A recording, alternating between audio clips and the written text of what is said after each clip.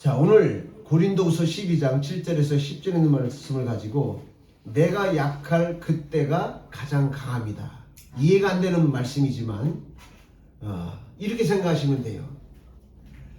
이제 여름이 다가옵니다. 지금은 하도 이상기온이라서 겨울에도 비가 오고 여름에도 눈이 오고 지금 5월이 다 돼가는데도 어느 곳에는 비가 오고 어느 곳에는 또 눈이 오고 그래. 우리나라도 좀 이상기온의 그 영역 안에 들어간 것 같아요. 자, 홍수가 나서 집이 떠내려가고 사람들이 떠내려갑니다. 그럴 때 사람들이 어떻게 방법이 없어요. 내 힘으로 헤쳐나갈 방법이 없을 때 그래도 마지막 어떻게 할까요? 있는 힘, 젖먹던 힘을 다해서 사람 살려 하고 소리를 지릅니다. 내가 가장 약하고 위기 상황을 느낄 때 그 순간적이지만 초자연적인 초유의 힘이 나타나요. 그래서 우리가 수영 같은 것도 저도 수영을 해보니까 목욕탕에서 해보니까 길게 가봐야 한 15m, 20m 가는 것 같아요. 그리고는 그냥 헉헉거려요. 그런데 만약에 홍수를 만나서 떠내려간다. 그때는요. 죽음 아니면 삶, 양 갈림길이 있기 때문에 모든 젖먹던 힘을 다해서 호적되고 아마 살려고 발버둥 칠 겁니다. 그때는 아마 20m가 아니라 100m라도 아마 호적될 수 있는 초유의 힘이 나타날 거예요. 내가 가장 위기 상황, 가장 약할 때 가장 초자연적인 힘을 나타낼 수 있도록 하나님께서 주신다는 거예요. 오늘 본문의 말씀을 통해서 이와 같은 내가 가장 약한 걸 먼저 내가 알아야 돼요. 그럼 나는 뭐든지 할 수 있어 이러면 하나님이 그래 네 맘대로 해봐 하고 전혀 도와주지 않습니다. 우리 자녀들도 마찬가지예요. 어릴 때는 다 잡아주고 넘어지면 이렇게 세워주고 그러는데 조금만 크면 자기가 할 수 있다고 버텨요. 그러면 어른들이 뭐라 그럴까요? 그럼 네 맘대로 한번 해봐. 그리고 이제 방관을 합니다. 알아서 해봐. 지켜만 봐요. 내가 가장 약하다고 할 때, 가장 필요하다고 할 때 하나님께서 나에게 손을 벌리는 것이지 난 할 수 있어요. 하나님 없어도 돼. 이러면 하나님 그래 그럼 네 맘대로 해봐. 이렇게 수수방관할 수밖에 없다는 것이 오늘 본문의 말씀의 핵심인 것입니다. 사도 바울은 본문의 말씀 보면 내가 무익하나마 부득불 주의 환상과 계시를 받은 것을 자랑한다 이렇게 말했습니다. 이 부득불 자랑한다는 말은 뭐냐면 말씀을 아무리 전해도 아무리 하나님이 역사하신다고 해도 하나님만 믿어야 구원을 한다고 해도 전부 다 받아들이지 않을 때 이 바울이 자기가 환상과 계시를 받은 영적 신비한 체험을 부득불 말하지 않을 수 없다는 거예요. 백문이 불여일견으로 내가 이렇게 갔다 왔다 봤다 받았다 이것을 과시한다는 것보다도 확신을 주기 위해서 부득불 자랑할 수밖에 없다는 겁니다. 바울이 말하기를 내가 그리스도 안에 있는 한 사람을 안다 그랬어요. 자신을 말하는 거지만 자기라고 안 해요. 그가 몸 안에 있었는지 몸 밖에 있었는지 나는 모른다. 알지만 모른다 그럽니다. 낙원에 이끌려서 말할 수 없는 말을 들었다. 천국에 가서 신비한 말을 들었다는 거예요. 낙원의 그 아름다운 창세기에 기록된 그 모든 것들을 영적으로 보았다는 거예요. 세상에서 무엇이라고 가히 표현할 수 없는 아주 아름다운 놀라운 그 같은 표현의 말을 들었는데 세상 말로는 어떻게 형용할 수가 없다는 거예요. 본 거 들은 거를 어떻게 설명할 수가 없다는 거예요. 내가 이런 사람을 위하여 자랑하겠으나 이런 사람이라고 그랬어요. 자신이라고 안 그러고 나를 위하여는 약한 것들 외에 자랑하지 않겠다. 왜 그러냐면 누가 나를 보는 바와 내게 듣는 바에 지나치게 생각할까? 두려워서 그만둔다 그랬습니다. 그러니까 갔다 왔다는 것만 얘기를 하지 거기에 신비한 여러 가지를 들은 얘기들, 본 거를 얘기해봤자 가본 자밖에, 본 자밖에는 모릅니다. 옛날에 남대문에 가본 사람하고 안 가본 사람하고 싸우면 누가 이길까요? 누가 이겨요? 우기는 사람이 이기죠. 가본 사람이 야 남대문 가봤더니 이렇게 지어졌고 이렇게 문이 되어 있고 그게 어떻게 되어 있고 아무리 해봐야 안 가본 사람 모르니까 자기 생각대로 추상해서 막 고집을 해요. 그러면 갔다 온 사람도 그래 네 말이 맞아. 그러니까 포기해버리지. 그러니까 사도 바울도 자기가 3층 천에 갔다 왔대요. 천국에도 층층이 있다는 거예요. 어떤 사람은 1층 천에 가고 어떤 사람은 2층 천에 가고 어떤 사람은 3층 천에 간다. 천국에도 어떤 신분의 차이는 없겠지만 거기서 받아 누리는 것은 차이가 있다는 것을 분명히 사도 바울은 봤다는 거예요. 이렇게 놀라운 신비한 환상과 계시를 받았어요. 보았어요. 많은 것을 들었어요. 또한 이 바울이 두란노 소원이라고 하는 곳에 가서 2해 동안, 그러니까 2년 동안 열심히 하나님 말씀을 강론하니까 하나님이 바울에게 놀라운 능력을 주셔요. 그래서 그 손으로 능력을 행하는데 바울의 몸에 있던 수건을, 앞치마를 환자들에게 딱 이렇게만 하면 환자가 낫는 거예요. 거짓말 같은 성경의 진실. 귀신 들린 자에게 앞치마만 이렇게 해도 귀신이 확 나가면서 그 귀신 들린 자가 나자빠지고 이런 이상한 희한한 역사들이 나타나는 겁니다. 사도행전 19장 8절에서 12절의 말씀이에요.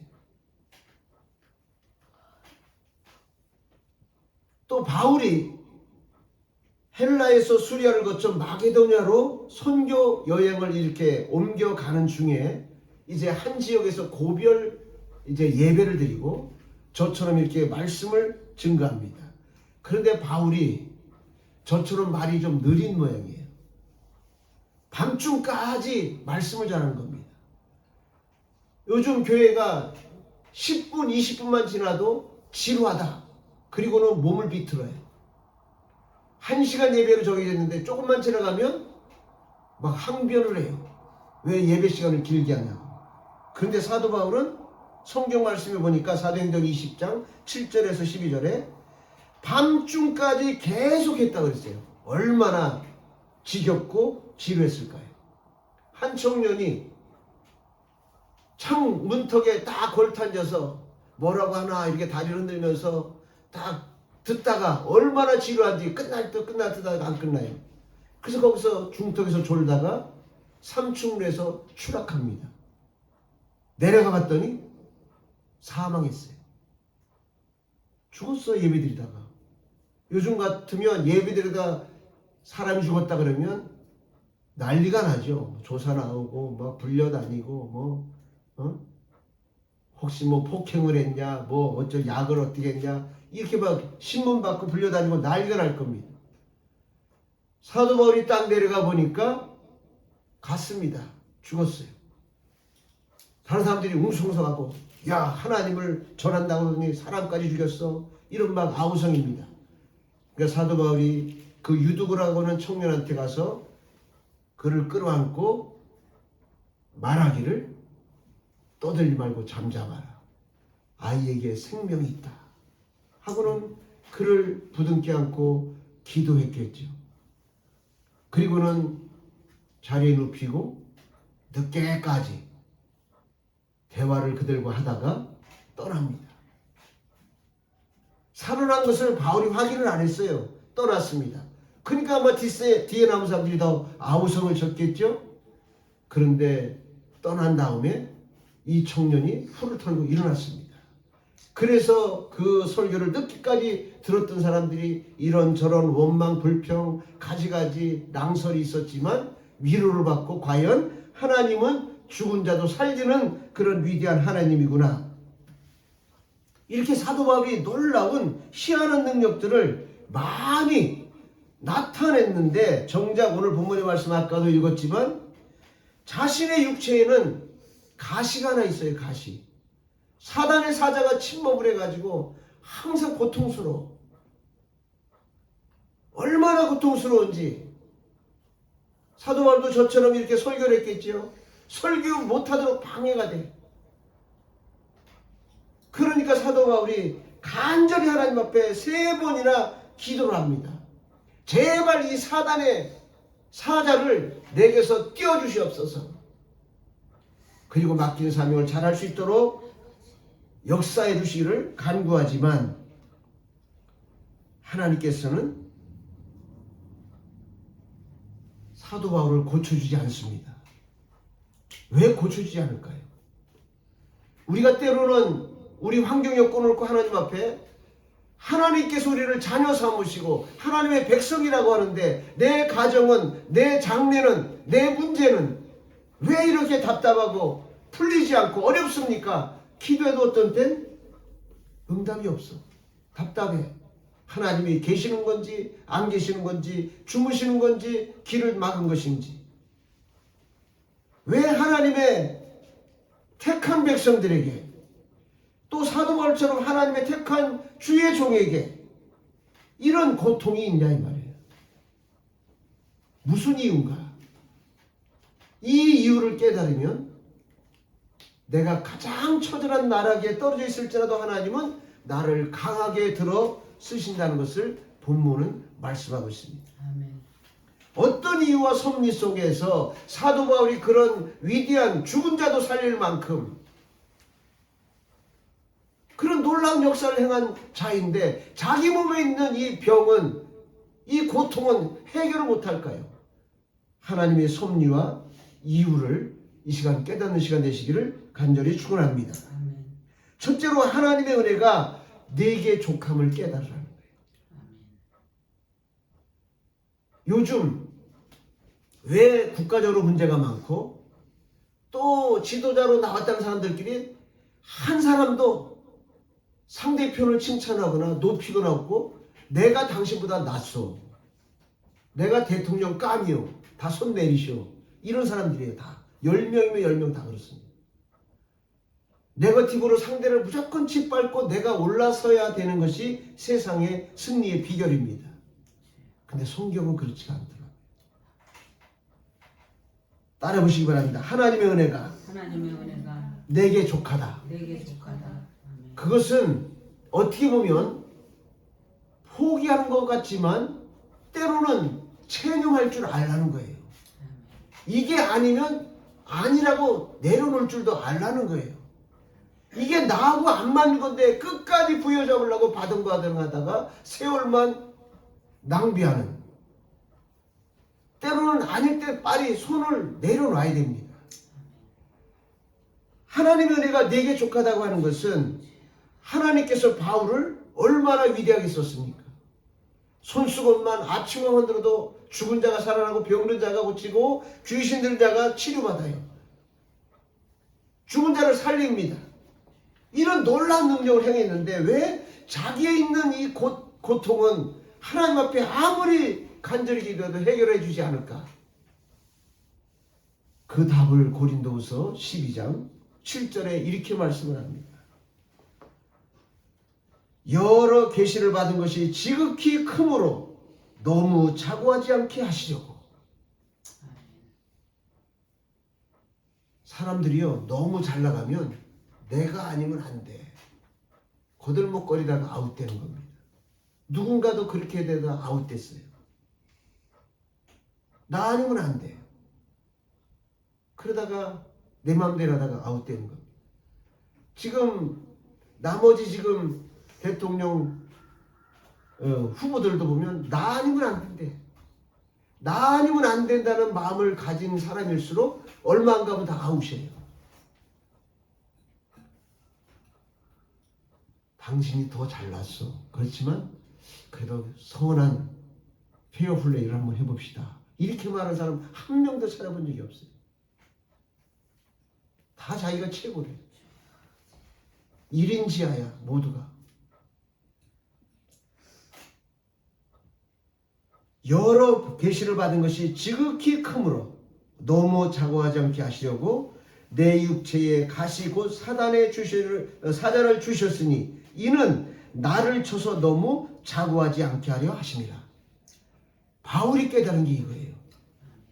죽은 자도 살리고 앞치마 손수건으로도 병든 자 귀신을 쫓아내는 이런 능력을 하나님이 주시고는 왜 나 이 몸 아픈 거는 왜 치료가 안 될까? 왜 안 고쳐주실까? 내가 능력이 많이 행해진 그런 위대한 하나님의 종이라는 거기에서 막 바라볼 때는 하나님이 원망스럽고 도대체 나를 어떻게 쓰시려고 이러나 자꾸 불평 원망이 있었지만 가만히 돌아보니까 하나님이 자기를 치신 이유가 있다는 거예요. 사단의 가시로 고통을 주는 이유가 있다는 것이. 왜 그랬을까요? 바울의 몸에서 손수건이나 앞치마를 가져다 병든 사람을 고치고 귀신을 쫓겨내고 또 죽은 그 유두고를 살리는 이런 희한한 능력을 행했지만 사단의 사자를 붙여서 고통받게 하시는 하나님의 이유가 있습니다. 그것은 뭐냐면 하나님께서 위대한 사역자로 사용하시는 것까지는 초창기 누구나 다 인정을 해요.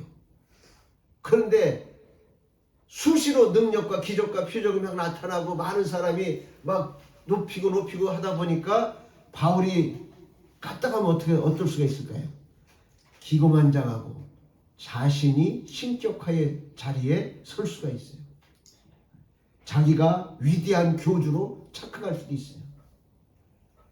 그러다 보면 하나님이 도구로 쓰기 위해서 그를 질그릇으로 사용하고자 했는데 그래서 그 질그릇에 놀라운 하나님의 권세와 능력을 주셨는데 자기가 잘나서 한 양 타락하고 잘못될까봐 하나님은 사랑하사 예방주사로 사단의 가시를 주는 거예요. 우리의 삶 속에 내가 정직하게 도덕적으로 윤리적으로 또는 신앙적으로 해도 양심의 꺼리낌이 없이 최선을 다하는데 뭔가 자꾸 어렵다 힘들다 그렇다면 하나님이 보실 때 아직은 네가 너를 의존하고 너를 나타내는 그러한 자아가 강하다. 그래서 때로는 그걸 깨닫게 하기 위해서 나의 삶을 보이지 않는 진통의 예방주사를 놓는 겁니다.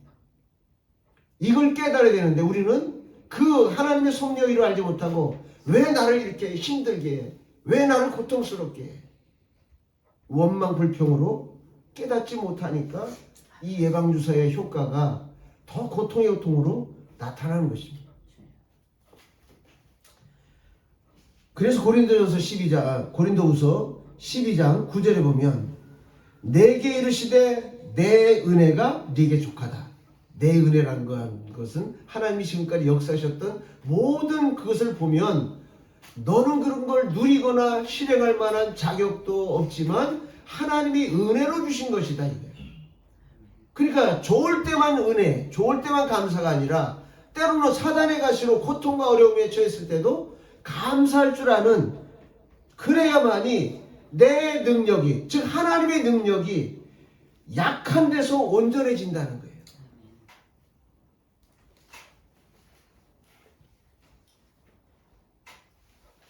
어떤 분이요, 우리 국가적인 얘기입니다. 요즘 조기 대선을 하니까 경기도 쪽에서 여러 가지 많은 공약을 많이 이루었는데 자기가 다 이루는 것 같은데 나중에 공을 누리고 자기가 했다고 펼쳐나가는 사람은 또 따로 있는 거예요. 얘기를 들어보니까 하나님도 바울을 쓰고자 우리를 쓰고자 세상에서 애굽에서 구출해서 하나님의 자녀로 천국의 시민권으로 택한 데에는 우리를 통해서 하나님을 더 영광 돌리기 위해서 우리를 쓰신 겁니다. 근데 때로는 우리가 하나님 옆에 쓰심 받으면서도 어렵고 힘들 때가 있을 땐 전날에 좋을 때 그런 것은 다 잊어버리고 안 좋은 것만 기억해서 원망불평으로 돌아가요. 하나님은 잘 주시다가 때로는 차단할 때도 있습니다. 우리 하나님은 밀당의 대가예요. 우리를 너무나, 우리보다 우리 자신을 너무나 잘 알아요. 여러분의 머리카락이 여러분의 것이지만 세보신 분이 있나 몰라요. 내 머리카락이 몇 개인 줄 아나요? 하나님은 알고 계셔. 나보다 나를 더 자세히 알고 계셔요. 그러니까 우리의 모든 체질과 성품과 성격과 감정의 기복과 이런 걸 너무나 잘 아시니까 밀당의 대가예요. 마냥 내 사랑하는 독생자까지 주실 만큼 사랑의 풍성한 하나님이다 보니까 독생자 외에 다 주실 수 있어요. 줘 봅니다. 그러다 보니까 나중엔 이게 점점점 내가 잘나서 그냥 착각들을 하는 거예요. 종을 강아지를 방에다 재우고 자꾸 이렇게 아주 내 딸아 내 새끼야 이렇게 하다 보면 지가 정말 사람 새끼인 줄 착각한대요. 종을 아주 잘해주고 그러면 지가 주인이냐 착각한대. 그래서 하나님은 저보고 그래도 모든 것이 하나님의 은혜입니다. 이렇게 겸손히 하나님께 늘 영광을 돌리는 자에게는 원 없이 맡겨주는데 이게 가다 하다 보니까 내가 잘나서 된 줄 알고 지가 은혜를 다 차지하려고 하니까 하나님 그때는 밀당으로 땡기는 겁니다. 때로는 고통을 줘요. 때로는 자금을 차단할 수도 있어요. 때로는 자녀와 환경을 어렵게 할 수도 있어요. 그때에 왜 그랬는가를 바르게 겸손한 마음으로 나를 낮추고 바라보고 깨달아야 됩니다. 깨닫지 못하고 내가 조금 하나님 앞에 뭘 헌신, 봉사, 충성했나 그걸 가지고 내가 이렇게 했는데 왜 이렇게 어려움을 주십니까? 오늘 바울이 내 사단의 가시를 재 주시옵소서 하나님께 그렇게 3번이나 간절히 기도하니까 내 은혜가 너에겐 족하다 이게요. 좋겠는데 바울이 성경에는 자세히 구체적으로 나와 있지 않습니다만 하나님이 보시니까 하나님이 주신 건 엄청난데 조금 어렵고 힘들고 고비고비 위험이 있고 그러다 보니까 바울도 내가 이렇게 했는데 하나님 왜 이렇게 어려움을 주십니까? 이런 원망이 또 쏟아지는 내용들이 성경에 있어요. 하나님께서는 내가 은혜도 주고 능력도 주고 가지가지 기적과 피적도 주지만 때에 따라 섭리에 따라 사단의 가시도 준다는 거예요. 그러니까 범사에 감사할 줄 알라는 거예요. 성경에 보면 그래서 바울이 말하기를 내가 먹어도 감사, 먹지 못해도 감사. 내가 고난당해도 감사, 모든 것이 잘 풀려도 감사. 우리 자녀들을 키워보면 알아요.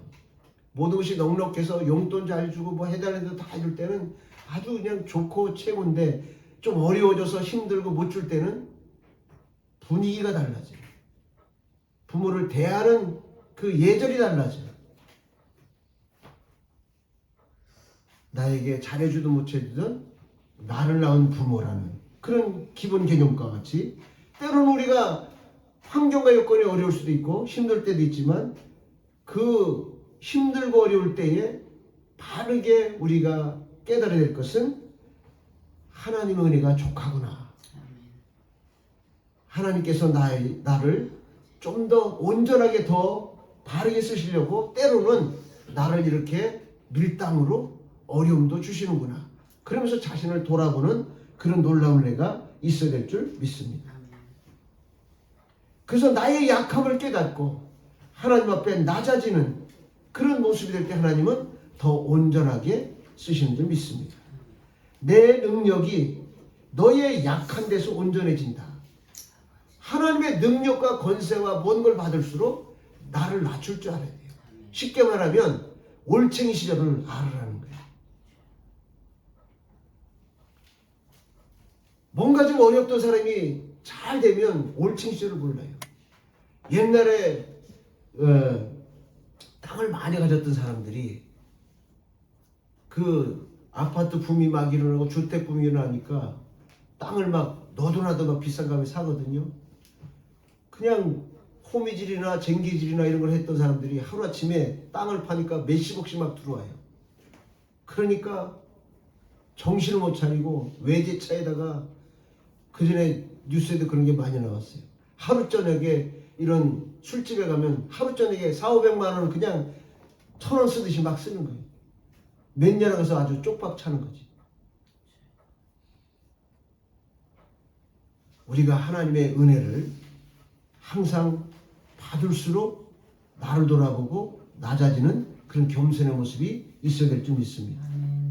두 번째는 우리에게 하나님이 잘 풍성하게 주셨다가 때로는 왜 우리를 옥조이듯이 어렵고 힘들게 사도 바울에게 그렇게 능력과 모든 것을 주셔서 많은 사람에게 존경받고 높임받고 세계 전도여행을 3차나 그 어려운 시기에도 해도 끄떡없었는데 늘 여기에 사단의 가시가 있어가지고 이 고통 이것은 해결이 안 돼. 그러니까 잘 뭔가를 하다가도 내가 나타내려고 하다가도 딱 여기 고통이면 깨닫는 거예요.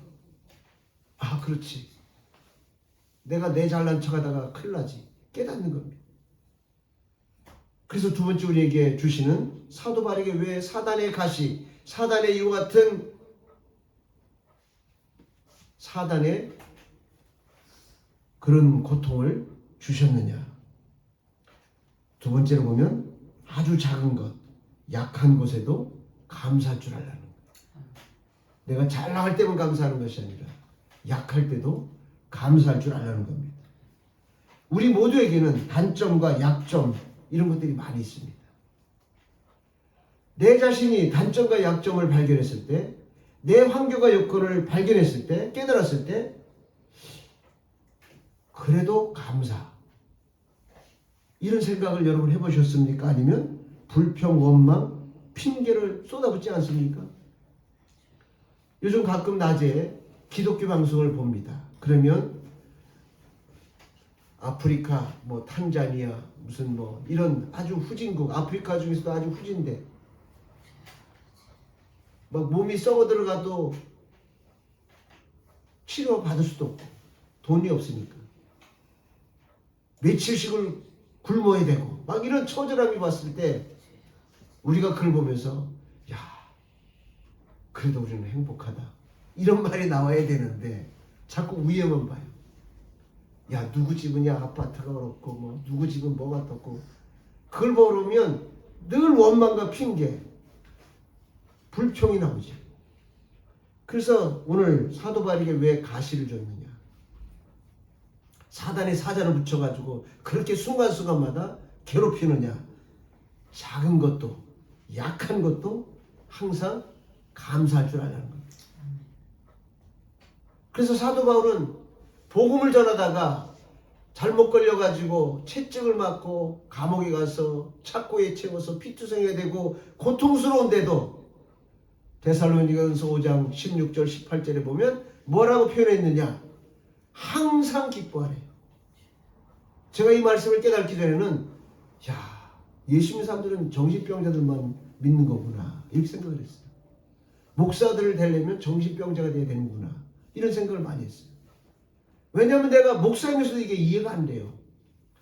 왜냐하면 내가 어렵거든. 내가 지금 어려운데 항상 감사해. 감사가 안 나오니까 나오는 그런 얘기를 하는 거예요. 바울은 감옥에서 항상 감사하다고 하는데 아니 나는 이렇게 감사가 안 나와요. 기쁨이 없어요.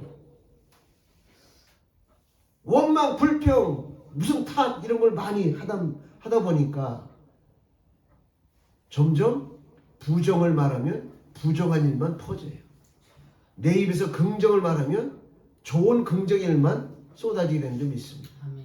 이 전염력이 굉장히 세요. 긍정과 부정은 전염력이 굉장히 셉니다. 그래서 고린도 후서 12장 9절에 보면 이런 말씀이 있습니다. 이러므로 도리어 크게 기뻐함으로 나의 여러 약한 것들에 대하여 자랑하리니. 여러분의 약점, 단점을 자랑해 본 적 있나요? 누구나 다 못할 거예요. 감추고 좀 더 잘난 모습, 스펙을 자꾸 다 내타내려고 그러지. 나의 흠집, 단점을 얘기하면 상대편이 그걸 물그늘어지고 야금야금 갉아먹으려고 하고 비웃고 항상 비양거리니까 좋은 점, 장점 이런 것만 우리가 말하려고 하는 게 사실입니다. 그러나 신앙 안에서는 단점, 약점 이런 것을 내놓을 수 있는 그런 관계가 서로 돼야 될 줄 있습니다.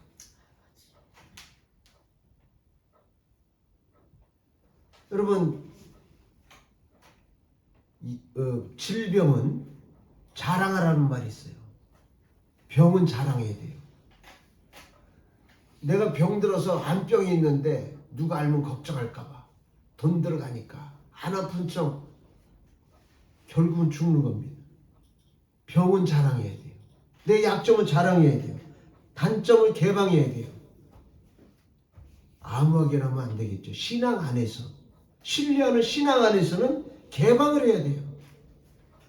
그래서 바울은 처음에는 능력 행하고 기적 행하고 가지가지 놀라운 역사를 행하는 것을 가지고 기고만장했는데 어렵고 힘들다 보고 하나님 말씀을 깨닫다 보니까 이제는 무엇입니까? 도리어 이렇게 어려움 당한 것을 내가 기뻐함으로 나의 약한 것들을 자랑하리니 이는 그리스도의 능력으로 내게 머물게 하려 함이니라. 하나님의 능력, 하나님의 사랑, 하나님의 놀라운 기적과 은사가, 역사가 내 가정에, 내 사업장에, 자녀들에게, 교회에 넘치기 위해서는 우리의 약한 것들을 하나님께 내려놔야 돼요. 내놔야 돼요. 여러분, 기도는 왜 하는지 압니까? 내 속에 있는 약점들, 단점들, 잘못된 것들을 하나님께 내려놓는 게 기도예요. 부모 자식 간에 서로 이렇게 서로 속에 있는 것을 내놓을 수 있는 관계가 돼야 진짜 행복하고 화목한 가정입니다. 특별히 아들들은 아버지하고 이런 깨놓고 얘기할 수 있는 그게 돼야 돼요. 또 엄마는 딸하고 깨놓고 다 자기의 어려움, 단점, 문제점 이런 등등을 다 깨놓고 대화할 수 있는 그런 관계가 돼야 진정 윗사람이 그것을 알고 해결책도 주고 더 위로도 해주고 더 보듬어 주고 이렇게 되는 것입니다. 하나님 앞에도 우리가 의인은 없나니 아무도 없습니다. 모든 것의 소유자, 창조주, 심판주, 주관주, 선미 되신 그 하나님 앞에 우리가 우리의 모든 것을 다 내려놓을 수 있는 관계가 되어야 될 줄 믿습니다. 사도 바울은 자신의 여러 단점, 열등한 그런 문제점 이런 것을 오히려 자신에게 있는 것들을 크게 자랑했다 그랬습니다. 도리어 크게 기뻐했다. 나의 여러 약한 것들에 대하여 자랑하리니 하나님 앞에 자랑하세요. 뭘 자랑할까요? 나 이렇게 부족합니다. 나 이렇게 못났습니다. 내가 이렇게 해도 안 되네요. 이런 약점들을 하나님 앞에 자꾸 기도하면서 내놓으라 이래요.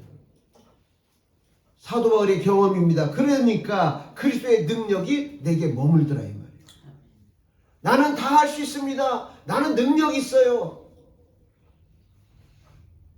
이러면 능력 있는 자들이 머물지 않아요.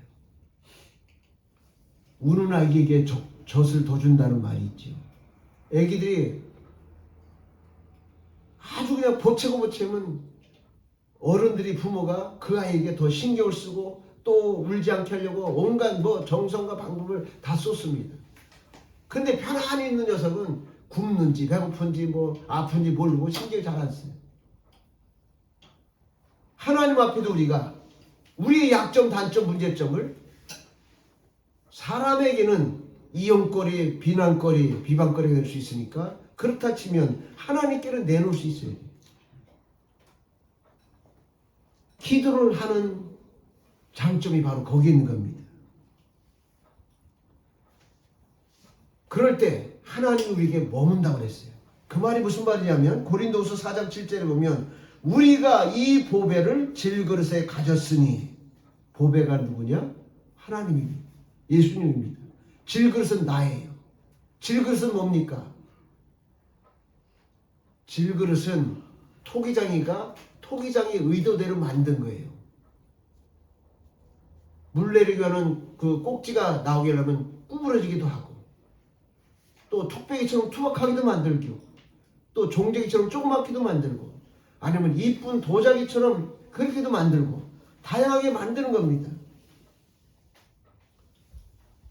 어찌됐거나 그 질그릇에 보배가 담겨 있으면 질그릇이 보배 그릇이 되는 겁니다.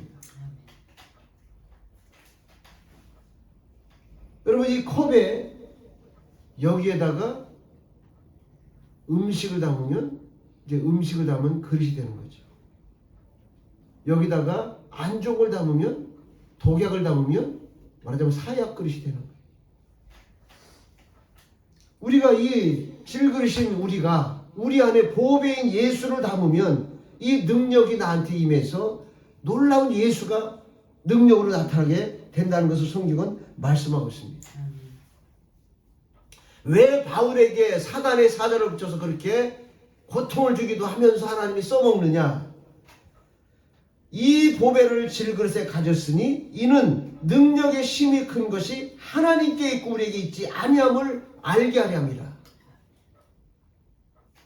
하나님이 나를 들어서 내 속에서 역사에서 나를 쓰는 거지 내가 능력이 있어서 쓰여지는 것이 아니라는 것을 깨달아는 겁니다. 그러므로 이 질그릇이 위대한 것이 아니라 질그릇 속에 있는 보배 대신 예수 그리스도가 위대한 일을 할 수 있게 한다는 거예요. 예수 믿는 것이 그저 단순히 예수 믿으면 뭐 사업이 잘 된대, 복 받는데 그런 건 중요한 게 아니에요. 예수가 정말 내 안에 보배로 들어와 있으면 내가 천한 사람이라 할지라도 보배로운 그릇으로 쓰임 받는 거예요.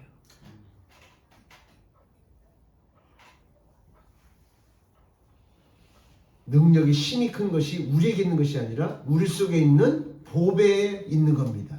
하나님에게 있는 거예요. 한번 따라해 보시기 바랍니다. 그리스도의 능력이 내게 머물기를 원한다. 다시 한번 그리스도의 능력이 내게 머물기를 원한다. 그러면 내 질그릇에 보배를 담으세요. 하나님은 지킬 만한 자를 지켜주세요. 그러면 질그릇은 슬쩍만 떨어뜨리거나 어떻게 보면 깨지고 조각나고 기스가 나는데 여기에 귀한 것을 담았다. 그러면 깨지지 않게 조심하지 않겠나요? 내 속에 보배를 담고 있으면 하나님이 나를 귀하게 생명사기로 보호합니다. 근데 내 속에 세상적인 부어라 마셔라만 담고 또는 욕이나 가지가지 세상 것만 추한 것만 담아 있다면 하나님이 그를 보호할 가치가 없으니까 지켜주지 않는 겁니다. 세 번째는 왜 우리에게 어려움과 고난을 주느냐? 하나님의 자녀인데 우리 부모 입장에서 그럴 거예요. 자녀에게 뭐든지 다 해주고 싶어.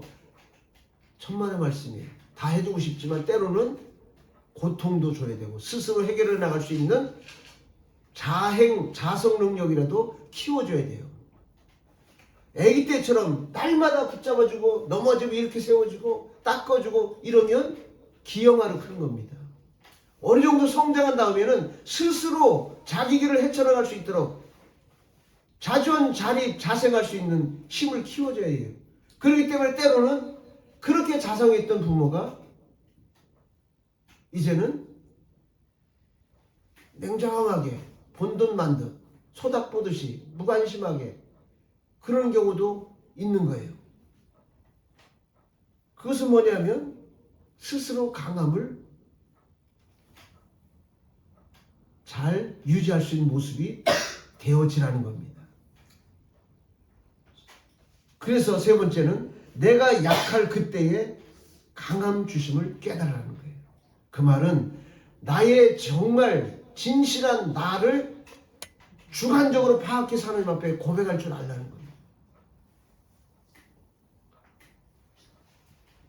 고린도서 12장 10절에 보면 내가 그리스도를 위하여 약한 것들과 능력과 궁핍과 곤란을 기뻐하노니 이는 내가 약할 그때 곧 강함이니라. 이런 신앙까지 우리가 성숙되기를 예수 이름으로 축원합니다. 아멘. 그리스도를 위하여 내가 좀 약한 것, 능력, 궁핍, 곤란을 기뻐한다. 그런데 우리는 능력이나 약함이나 궁핍이나 어려움이 있으면 기뻐함보다는 원망, 불평, 누구를 탓하고 핑계댈 때가 많이 있습니다. 우리가 이런 신앙 고백을 정말 어떻게 사도갈처럼 할 수 있을까? 이런 신앙을 가지면 됩니다. 디모데전서 1장 15절에 보니까 믿보다 모든 사람이 받을 만한 이 말이요 그리스도 예수께서 죄인을 구원하시려고 세상에 임하셨다 하였도다. 바울이 전날에 율법주의자였을 때는 자기가 최고인 줄 알았어요. 율법학자요, 법학자요, 로마 시민권자요. 그는 가말무리아에서 최고의 문화생입니다. 수제자예요. 자기 스펙으로 말하면 자기는 제일 잘났어요. 율법적으로. 그런데 다메섹 도상에서 예수 그리스도를 빛 가운데 만난 다음에는 깨달았어요. 나는 죄인 중에 괴수구나. 나는 만삭되지 못한 태어난 그런 미숙아에 불과하구나. 하나님이 보실 때 잘난 게 없다는 거예요. 그리스도 예수께서 죄인을 구원하시려고 세상에 임하셨다 하였도다. 죄인 중에 내가 괴수니라. 예수를 만나고 깨닫고 보니까 제일 잘난 줄 알았더니 제일 괴수라는 거예요. 가장 낮은 자라는 거예요. 최고인 줄 알았더니. 그러니까 성경에 보니까 선줄로 알면 넘어질까 자빠질까 조심하라고 그랬어요.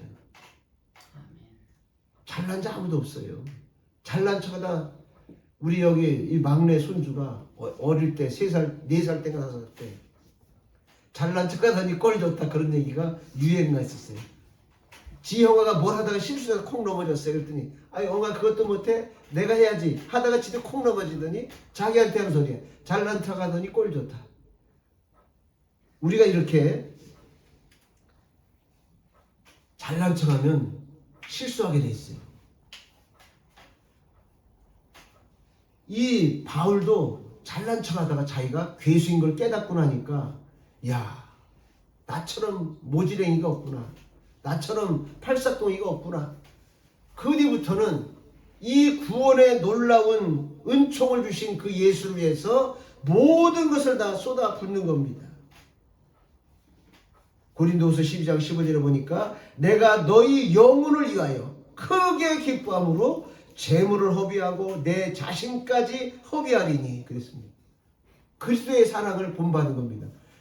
하나님께서 우리를 사랑하사 독생자 예수를 십자가에 죽기까지 우리를 사랑했어요. 이거를 정말 느끼고 깨닫는다면 나도 예수를 위해서는 죽기까지 이 사랑을 전하는 그런 바울의 신앙으로 성숙되어야 됩니다.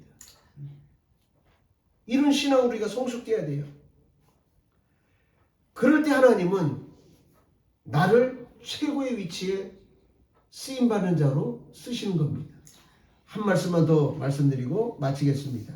에레미야 33장 1절에서 3절에 보면 에레미야가 아직 시위대 뜰에 갇혔을 때에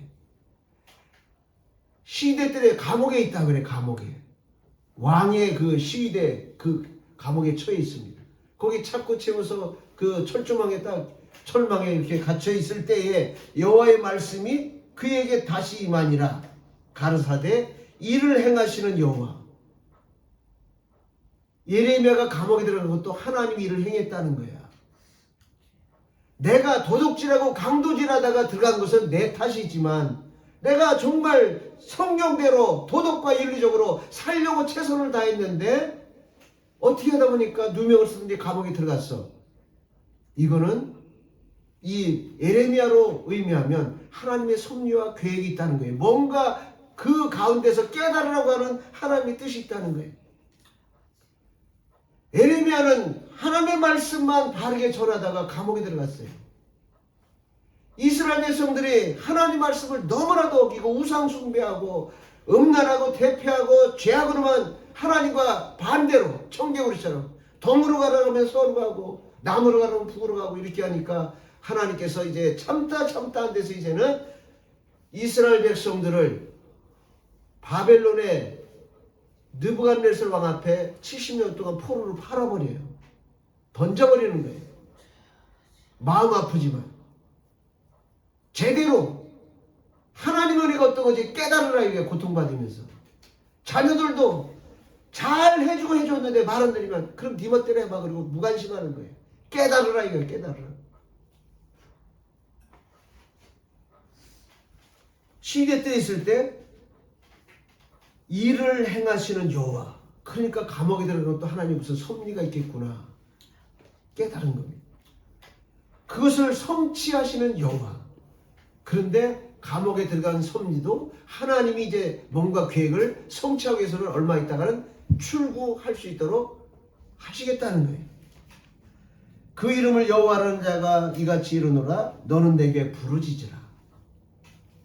감옥에 들어가 있고 하나님 일을 열심히 해도 감옥에 들어가 있어. 그러면 뭔가 하나님의 놀라운 계획과 비전이 있으니까 어떤 뜻이 있는가를 놓고 하나님께 원망불평이 아니라 기도하라는 거예요. 그 이름을 여호와라는 자가 이같이 말하노라. 너는 내게 부르짖으라. 내가 네게 응답하겠다. 네가 왜 감옥에 들어갔는지 응답하겠다는 거예요. 이 말씀은 뭐냐면 이스라엘 백성들을 이제 바벨론의 그 느부갓네살의 군대가 와서 막 왕으로부터 고관들, 대신들을 막 귀족들부터 잡아갑니다. 누구는 안 잡혀갈까요? 감옥에 갇혔으니까 예레미야는 안 잡혀가는 거야. 하나님의 다 뜻과 섭리가 있어요. 다 잡아간 다음에 느부사라단이라고 하는 바벨론의 느부갓네살의 총 군대 장관이 보니까 감옥에 예레미야가 있거든요. 보니까 소문으로 듣던 그 예레미야예요. 하나님의 선지자. 하나님의 뜻을 전하고 바르게 살라고 전하던 그 예레미야입니다. 그러니까 느부사라단이 뭐라 그러냐면 너에게 선택권을 줄 테니 네 백성들과 바벨론으로 끌려가는 쪽에 가든지 아니면 유다에 남든지 네 선택권으로 선택하라는 거예요. 예레미야는 그래서 자기 동족들이 다 바벨론으로 잡혀가는 그 새에 자기는 안 잡혀갔어요. 해방을 줬어. 느부사라단이라는 군대 장관이. 이방인들도 참 하나님의 사람, 참 하나님의 종, 참 하나님의 선지자는 알아보는 거예요. 가짜니까 문제가 있죠. 6.25 때 옛날 얘기입니다만 공산당 옷 입은 사람들이 와서 예수 믿는 것들 다 나와. 다 쏴주겠다는 거예요. 그러니까 몇몇 사람은 나왔지만 죽을까봐 안 나왔어요. 누구를 쏴주겠을까요? 안 나온 사람을 다 쏴주겠어. 이 사람은 정말 예수 믿는 사람들을 구별하기 위해서 이렇게 나오라고 그런 거예요. 죽이기 위해서가 아니라. 다시 말하면 이 예레미야도 감옥에 들어갔지만 왜 감옥에 들어갔는가? 아니 하나님이 열심히 했는데 왜 나를 여기다 처박어? 이렇게 원망불평할 수 있었지만 그 가운데서도 뭔가 하나님의 뜻이 있겠지 하고 기도하고 기다리고 인내하고 참고 하다 보니까 하나님께서 말씀으로 임하사 일을 행하시는 여호와, 지어서 성취하시는 여호와, 그 이름을 여호와라는 자가 이같이 이르노라. 너는 내게 부르짖으라. 내가 네게 응답하겠고 네가 알지 못하는 크고 비밀한 일을 네게 보이리라. 이런 섭리와 비전이 있기 때문에 때로는 내가 하나님 뜻대로 살려고 하는데도 크게 잘못한 것이 없는데도 일이 꼬인 듯한 그런 경우가 있을 수 있어요. 그때 원망불평이 아니라 하나님 왜 이런 일이 생겼을까요?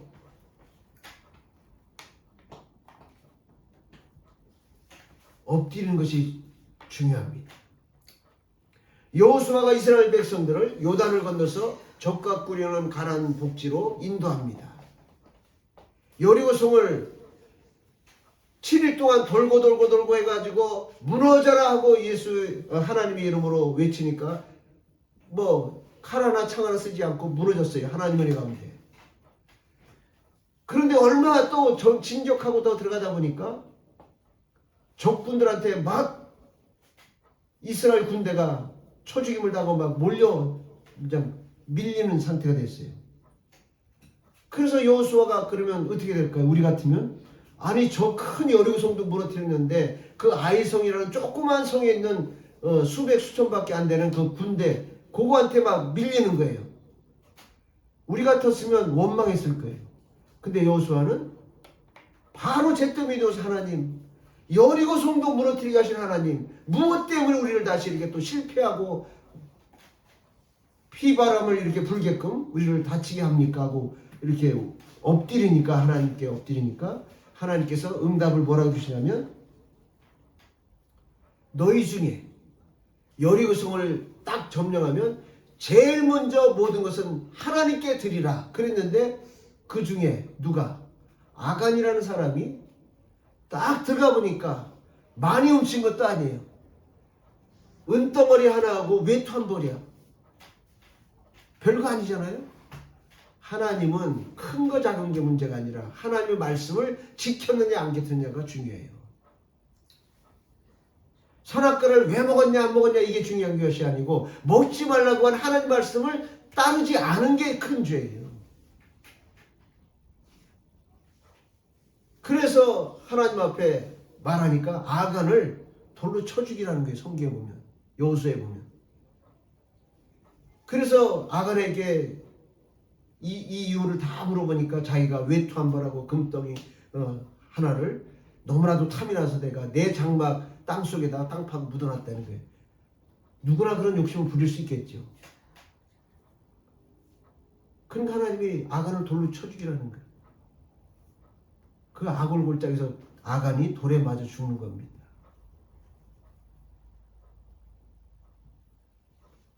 우리가 하나님 앞에 이 예레미야를 봐도 그래요.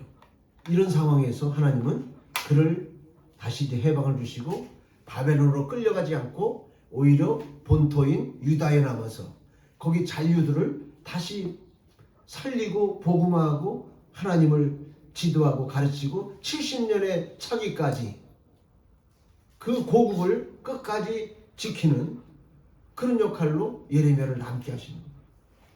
오늘 우리도 우리의 삶에 문제가 있을 때 원망불평이 아니라 왜 이런 일이 생겼을까? 하나님의 섭리를 찾기 위해서 하나님 앞에 부르짖는, 기도하는 그런 모습이 참으로 하나님 앞에 크게 쓰임받을 수 있는 기회요 방법인 줄 믿으시기를 예수 이름으로 간절히 축복합니다. 기도하겠습니다.